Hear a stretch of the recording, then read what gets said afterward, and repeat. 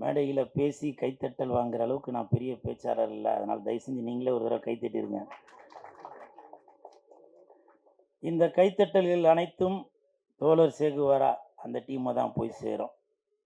அப்புறம் தங்கச்சி, உங்கள் பேர் என்ன? கல்யாணி. நீங்கள் வந்து கூல் சுரேஷ் அவர்கள் வந்து பேசுவாங்க அப்படின்னு சாதாரணமாக கூப்பிட்டுட்டீங்க. அடுத்த தடவை கூப்பிடும்போது யூடியூப் சூப்பர் ஸ்டார், வெள்ளிக்கிழமை நாயகன், சிஎஸ்கே கட்சியின் தலைவர், கூல் சுரேஷ் கட்சியின் தலைவர், நடிகருமாகிய கூல் சுரேஷ் அவர்களை பேச அழைக்கிறோம் அப்படின்னு கூப்பிடுங்க.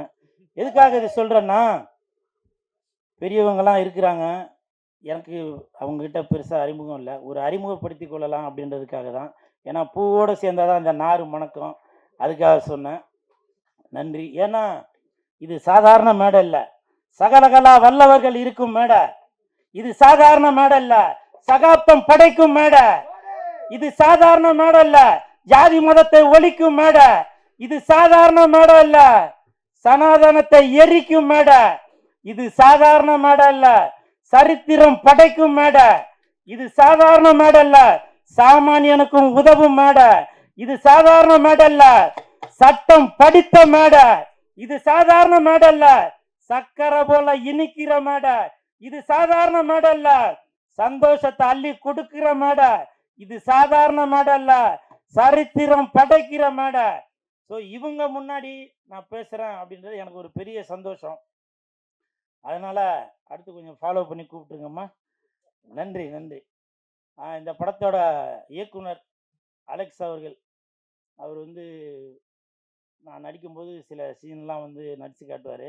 அப்படியே ஏதோ ஒரு 10-20 படம் நடித்த ஒரு எக்ஸ்பீரியன்ஸில் இருக்கிற மாதிரி நடித்து காட்டுவார்.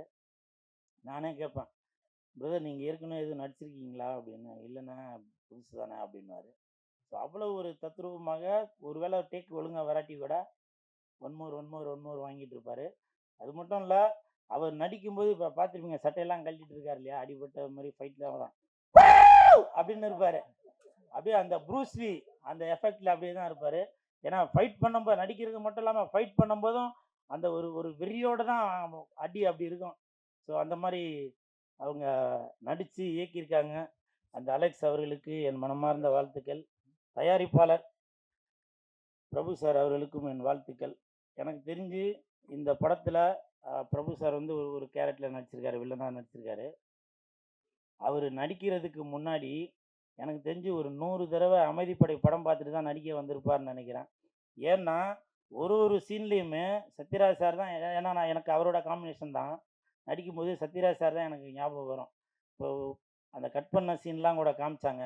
அதில் சத்யராஜ் சார் சொல்லுவார், என்ன அல்வா கொடுத்தாக்க வேணான்றாங்க, அமைதிப்படம் படம் பார்த்துருப்பாங்கல்ல. வெப்பமாக நான் சத்தியமாக சொல்கிறேன், ப்ரொடியூசரு 100 தடவை படம் பார்த்துட்டு தான் இந்த படத்தை வந்து நடிக்க வந்திருப்பார்னு நினைக்கிறேன். ஏன்னா அவ்வளவு தத்ரூபமாக நம்ம அமைதிப்படை படத்தில் அமாவாசை கேரக்டரு நாகராஜ சோழன் என்ன பண்ணுவாரோ அதே மாதிரி இதை வந்து அதை விட பிரமாதமாக பண்ணியிருக்காரு அப்படின்னு சாரை வச்சுட்டு சொல்லக்கூடாது. நல்லா பண்ணியிருக்காரு. அவருக்கு என் மனமார்ந்த வாழ்த்துக்கள். எதுக்காக இந்த ஒற்றுமை இருக்குது அப்படின்னாக்க, உண்மையிலே ஒற்றுமை இருக்குங்க. சத்யராஜ் சாருக்கு உடம்பு ஃபுல்லாக முடி இருக்கும், அவருக்கும் உடம்பு ஃபுல்லாக முடி இருக்கு. நான் பார்த்தேன். நீங்கள் கேட்கலாம் எப்படி பார்த்தீங்க அப்படின்னு. இதில் வந்து ஒரு ஸ்விம்மிங் பூலில் குளிக்கிற சீன் ஒன்று இருக்குது, அப்போ பார்த்தேன். அப்போ நான் நினச்சேன், ஓஹோ ஒருவேளை காம்பினேஷன் கரெக்டாக தான் இருக்குது அப்படின்னு. ஸோ அவருக்கு என் மனமார்ந்த வாழ்த்துக்கள். அப்புறம் சத்யராஜ் சார் இந்த படத்தில், தோழர் சேகுவாரா படத்தில் நடிச்சிருக்கிறது எங்களுக்கெல்லாம் ஒரு பெரிய பூஸ்டப். ஏன்னாக்க வால்டர் வெற்றிவேல் அந்த படம் 50வது நாள் படத்தை நான் பிளாக்ல டிக்கெட் வாங்கி பார்த்தேன். அது எவ்வளோ ஒரு பெருமைப்பட வேண்டிய விஷயம் பாருங்க. 50வது நாள் படத்தை நான் வந்து பிளாக்ல டிக்கெட் வாங்கி பார்த்தேன்னா, அப்போ வந்து அந்த படம் எவ்வளோ பெரிய சூப்பர் ஹிட்டு பாருங்க. ஸோ அவங்க அவ்வளோ ஒரு மிகப்பெரிய ஹிட்டு ஹீரோ கூட இன்னைக்கு நான் ஸ்டேஜில் இருக்கேன் அப்படின்றப்போ எனக்கு வந்து ரொம்ப சந்தோஷம்.